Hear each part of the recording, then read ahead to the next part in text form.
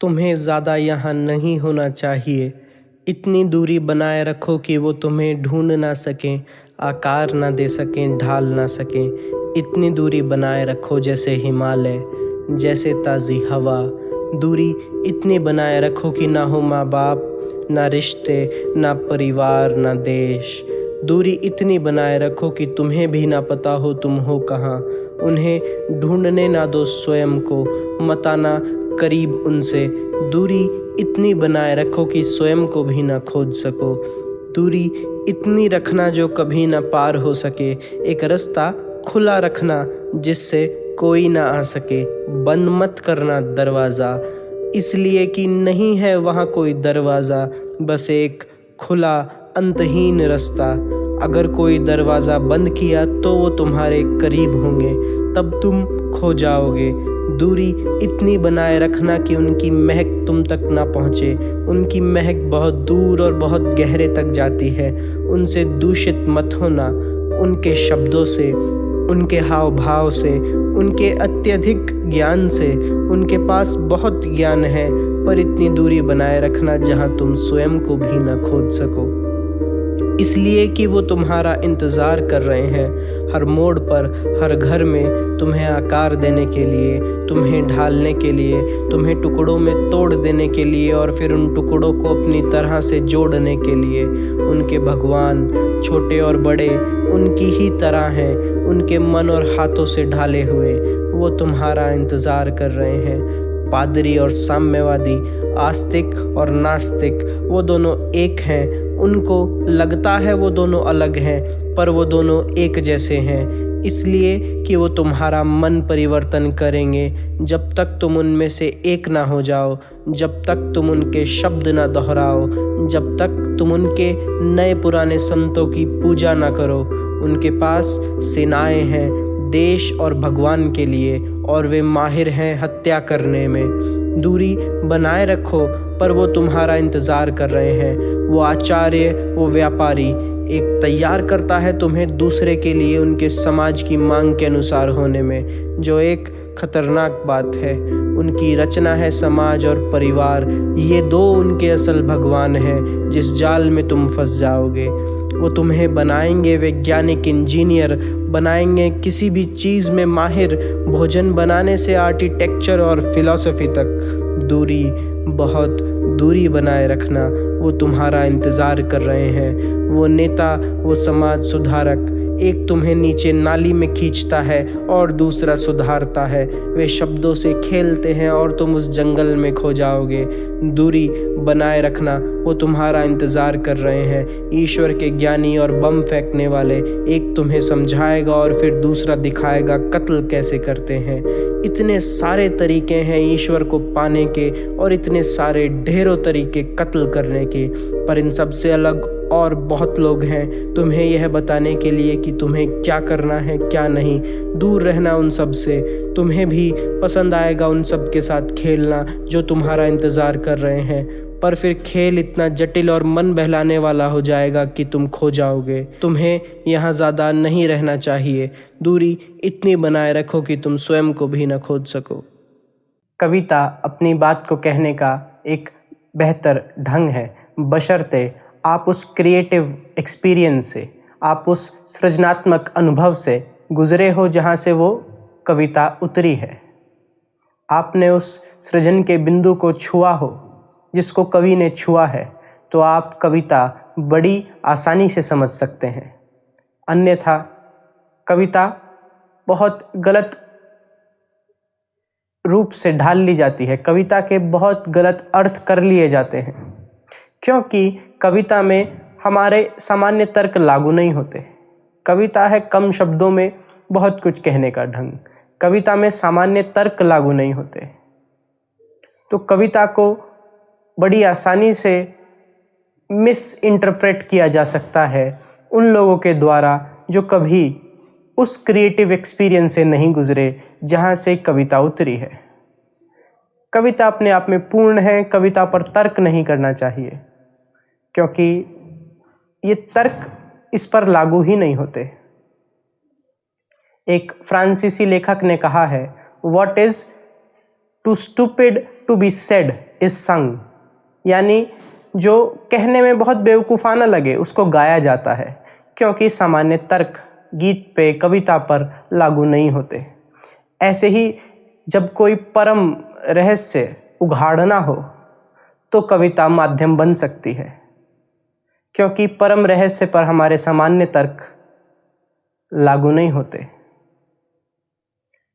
लेकिन जो लोग क्रिएटिव एक्सपीरियंस से नहीं गुजरे हैं, जीवन में एक क्षण के लिए भी, एक मिली सेकेंड के लिए भी, वो हमेशा कविता का गलत अर्थ लेंगे। तो 2-4 बिंदु मैं आपसे कहूं ताकि मिस इंटरप्रेट ना किया जाए इस कविता को। यह कविता अराजकता को बढ़ावा नहीं दे रही, एनार्की को बढ़ावा नहीं दे रही। इस कविता में यह नहीं कहा गया है कि आप कहीं सब कुछ छोड़कर अपना बैग पैक करके या ऐसे ही कहीं बहुत हजारों किलोमीटर दूर चले जाओ। जाने को कहीं है ही नहीं। समुद्र की गहराई से, हिमालय की ऊंचाई से और मंगल ग्रह तक सब कुछ इंसान नाप चुका है, तो जाने को कहीं बचता नहीं। ये जो दूरी है जिसके बारे में बताया गया है, यह दूरी उस संसार से ज़रूर है जो आपके मन में है। एक तो यह भौतिक जगत है जो अपने आप में मीनिंगलेस है, लेकिन इसको कोई मीनिंग देने की कोशिश, कोई अर्थ देने की कोशिश आपका मन करता है, और उस अर्थ से खड़ा होता है आपका अहम। वो जो दूरी बनाए रखो की बात है, वो इस मानसिक संसार से है, इस साइकोलॉजिकल वर्ल्ड से है। इससे दूरी बना के रखनी है। एक दृष्टा, एक साक्षी में ये दूरी बन सकती है। कहा गया है कि इतनी दूर हो जाओ, ना हो माँ बाप, ना देश, ना राष्ट्र। इस बात को समझे जरा। अगर आपको अपने घर का पता पूछना है तो आप और लोगों से पूछोगे जो हो सकता है आपको लगता हो जानते हो कि आपको क्या मेरे घर का पता है, और वो लोग आपको आपके घर का पता बताएंगे तो आप अपने घर पहुंच जाओगे। मान लो किसी शाम आप भूल गए, शराब ज़्यादा पी ली, अपने ही घर को भूल गए, तो दूसरों से पूछ करके आप अपने घर आओगे। लेकिन ऐसे ही आपको खुद का पता, अभी तो आपको घर का पता दूसरों से लग रहा था, आपको खुद का पता भी दूसरों से लगता है। मैं इनका बेटा हूं, इस देश में हूं, यहां रहता हूं। दूसरों के साथ जो आपके संबंध हैं वही आपके अहम का निर्माण करते हैं। अगर दूसरे ना हों तो आपके पास ऐसा कुछ भी नहीं होगा जिसे आप कहो कि यह मेरा है। तो जहां माँ बाप ना हो, जब हम कहते हैं मेरे माँ बाप, मैं अपने माँ बाप की बहुत इज्जत करता हूं, तब हम ये कह रहे होते हैं देखो मैं अपने माँ बाप की तो बहुत इज्जत करता हूं लेकिन तुम्हारे वाले की नहीं करता। मैं अपने माँ बाप को तो बहुत प्यार करता हूं लेकिन तुम्हारे माँ बाप को प्यार नहीं करता। माँ बाप जहां ना हो, जहां रिश्ते ना हो, जहां राष्ट्र ना हो, देश ना हो। देश भी हमारे मानसिक संसार का ही हिस्सा है। अस्तित्व में कहीं कोई देश नहीं है। आज तो भारत में देशभक्ति ट्रेंड कर रही है, तब ये कहना सार्थक है कि ये देश और इस पृथ्वी पर जितने भी देश हैं वो यूजलेस हैं, वो नहीं होने चाहिए। देशों के बंटवारे से सिर्फ और सिर्फ हिंसा उतरती है। आगे कहा है कि बंद मत करना दरवाज़ा, इसलिए कि नहीं है वहाँ कोई दरवाज़ा, बस एक खुला अंतहीन रास्ता। अगर कोई दरवाज़ा बंद किया तो वो तुम्हारे बहुत करीब होंगे। अगर तुमने सब कुछ छोड़कर भागने की कोशिश की तो वो तुम्हारे बहुत करीब होंगे, क्योंकि छोड़कर आप उसी से बचने का, भागने का प्रयास करते हो जो आपके मन में कहीं गहरे बैठ गया हो, जो मन पर हावी हो। आप उसी से कोशिश करते हो कि किसी तरह बच निकलें, भाग निकलें, छोड़ दें। और जब आप अपने दरवाजे बंद कर लेते हैं किसी भी चीज़ के लिए, तो आपका मन उन बंद दरवाज़ों के अंदर बहुत उस चीज़ से प्रभावित होता है।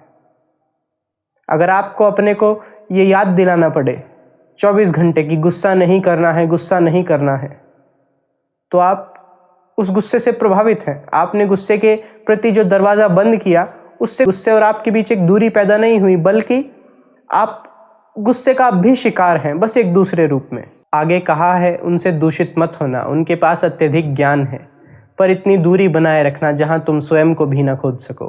अज्ञानी दूषित नहीं करते, अज्ञानी तो दूषित होते हैं। ज्ञानी दूसरों को दूषित करते हैं क्योंकि ज्ञानी दूषित हैं। धार्मिक व्यक्ति, ज्ञानी व्यक्ति, जिसको धर्म का, ईश्वर का ज्ञान हो, वो तुम्हारा ब्रेन वॉश करना चाहता है, तुम्हें जरूर कुछ ना कुछ समझाना चाहता है, तुम्हें ढालना चाहता है, तुम्हारा मन परिवर्तन करना चाहता है। वो चाहता है कि तुम उसके प्रभाव में आओ, क्योंकि यही तो सारा खेल है। बातें तो ज्ञान की अच्छी अच्छी प्यारी प्यारी बातें, लेकिन खेल ये कि कितने लोग मुझसे प्रभावित हैं। खेल नंबर्स का, खेल राजनीति का।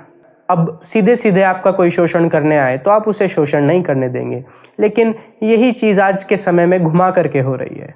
300-400 लोगों को रखा जा रहा है किराए पे, जो आप नहीं समझ पाते, नहीं देख पाते कि गुरु उनको किराए पर रख रहा है कि ये बोले मुझे कि आप बड़े ज्ञानी हैं, आप एनलाइटेड हैं।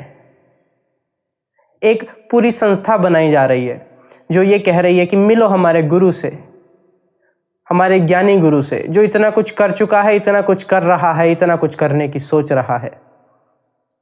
और जब उस गुरु से कोई सवाल पूछे कि आप अपने को गुरु क्यों कहते हैं, क्या सिखा रहे हैं आप, जी हम तो कहते नहीं, गुरु का यही जवाब होगा, हमारे शिष्य हमको गुरु कहते हैं। हमने कभी अपने शिष्य को नहीं कहा कि हमको गुरु बुलाओ, जबकि बात बिल्कुल उल्टी है। प्रचार प्रसार दिन रात संस्था के माध्यम से फेसबुक, यूट्यूब और अन्य कई जगहों पर हो रहा है, जबकि संस्था बनाने का ये तर्क दिया जाता है कि हम इतने मशहूर हैं कि बिना संस्था बनाए हमारा काम नहीं चलता। लेकिन बात उल्टी है, संस्था का प्रयोग अपने को मशहूर करने में किया जा रहा है। संस्था का प्रयोग ये बताने में किया जा रहा है कि हम कितने महान हैं, और बर्ताव इस तरह से करेंगे, जी हमको पता ही नहीं क्या हो रहा है, हमारा तो अहम गिर चुका है। संस्था दावे कर रही है कि सबसे बड़े ज्ञानी, सबसे बड़े गुरु, और गुरु इस तरह से बर्ताव कर रहा है कि उसको पता ही नहीं कि संस्था ऐसा कुछ कर रही है, जबकि गुरु की पूरी पूरी सहमति है, संस्था को पूरे पूरे आदेश हैं। संस्था घोषणा कर रही है, देखो हमारे ज्ञानी गुरु को, मिलो हमारे ज्ञानी गुरु से, इतने पैसे जरूर लेते हैं ना। गुरु कह रहा है पैसे के पीछे मत भागो, मैं ज्ञानी नहीं हूं, अपने को ज्ञानी नहीं कहना चाहिए, ज्ञान की बातें छोड़ दो, ज्ञान से परे हो जाओ। और संस्था कह रही है हमारे गुरु सबसे बड़े ज्ञानी। और इस खेल को तुम समझ नहीं पाते। ऐसे ज्ञानियों से बचो जो तुमको ये कहें कि ज्ञान के पार होना है। कृष्णमूर्ति कह रहे हैं इस कविता में कि इतनी दूरी बनाए रखो, स्वयं को भी ना खोज सको, जहां खुद का ही पता ना हो। बात उल्टी आपको लग सकती है, क्योंकि जोर दिया जाता है अक्सर अध्यात्म में कि स्वयं की खोज करनी है, स्वयं की खोज करनी है, स्वयं को पाना है। लेकिन कृष्णमूर्ति कह रहे हैं जहां स्वयं का भी पता ना हो। समझें जरा, सामान्य तौर पर ज्ञान में ये 3 चीजें होती हैं: जानने वाला, वो वस्तु जो जानी गई, और जानने का साधन। लेकिन वह जो परम ज्ञान है, वहां ये तीनों एक ही हो जाते हैं। वहां कोई जानने वाला और जो जाना गया वो बचता नहीं। जब आप खुद से मिलोगे, जब आप स्वयं का साक्षात्कार करोगे, या परमात्मा का साक्षात्कार कह लो, या सत्य को जानोगे, तो ऐसा नहीं होगा कि एक आप हो, एक सत्य है और एक जानने का साधन है। आप ही सत्य हो जाओगे, आप ही वो बिंदु हो जाओगे। तो वहां कोई ये घोषणा करने वाला नहीं होगा कि मैंने सत्य जान लिया, क्योंकि वहां आप तो होंगे ही नहीं। कॉग्निटिवली, संज्ञानात्मक रूप से, विचारगत रूप से, सामान्य शब्दों में आपको ये पता ही नहीं होगा कि कुछ जाना भी है, कि कुछ पता भी चला है। वहां तो एक चेतना होगी बस। जानते आप उस समय सब होंगे, लेकिन जानना उन अर्थों में नहीं कि वहां कोई जानने वाला बचेगा, जानी गई वस्तु बचेगी और ज्ञान का वहां साधन होगा। एक कहानी से मैं अपनी बात कहूं, ये कहानी बड़ी सटीक है यहां, कि एक भक्त ने ईश्वर से प्रश्न किया कि आप ईश्वर हैं तो मेरे इस सवाल का जवाब दो, 2 और 2 कितने होते हैं? ईश्वर ने कहा मैं ही हूं। भक्त ने सवाल पूछा 4 और 4, फिर ईश्वर ने कहा मैं ही हूं। जो होंगे आप होंगे, जो होंगे वहां पूर्णता होगी, और उस पूर्णता में आप ये नहीं कह पाओगे कि मैंने आत्मा को जान लिया, मैंने परमात्मा को जान लिया, मैंने मोक्ष को पा लिया, क्योंकि जो है वहां पूर्णता है। वहां यह तो जरूर कहा जा सकता है कि पता नहीं क्या है। बुल्ले शाह जो कहते हैं, बुल्ला की जाना मैं कौन, इतने ठोस रूप से जो दावा कर दे कि मैंने खुद को जान लिया है, मैंने मोक्ष पाल लिया है, समझना उसने कुछ नहीं पाया।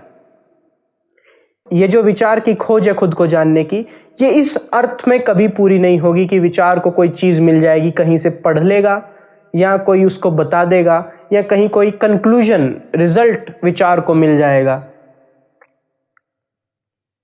जान जाएगा विचार कॉग्निटिवली, संज्ञानात्मक रूप से सत्य को, ऐसा नहीं होगा।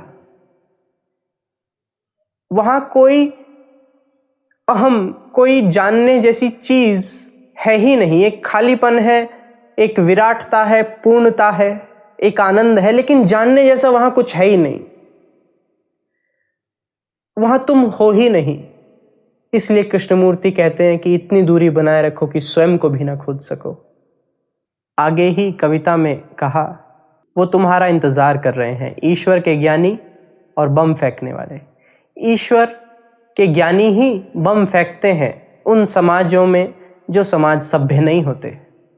ईश्वर के ज्ञानी ही हत्या करते हैं, लेकिन समाज जैसे जैसे सभ्य होता है, ईश्वर के ज्ञानी हत्या करने से बचते हैं, छुप के हत्या करते हैं, हत्या की घोषणा नहीं करते।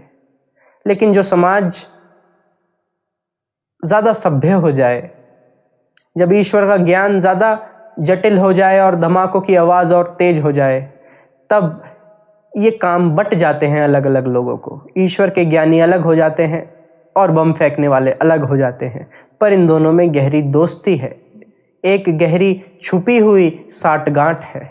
अब ईश्वर का ज्ञानी हत्या नहीं करता, वो तुमको प्यार से, बड़े प्यार से, वो प्यार एक दिखावा, वो प्यार जो विचार से पैदा हुआ है, उससे तुम्हें समझाएगा कि हमारे भगवान को मानो। नहीं मानोगे तो भगवान तुम्हें दंड देगा, और फिर वो ईश्वर का ज्ञानी इशारा करेगा बम फेंकने वाले को तुम्हारी हत्या के लिए। यही तो हो रहा है।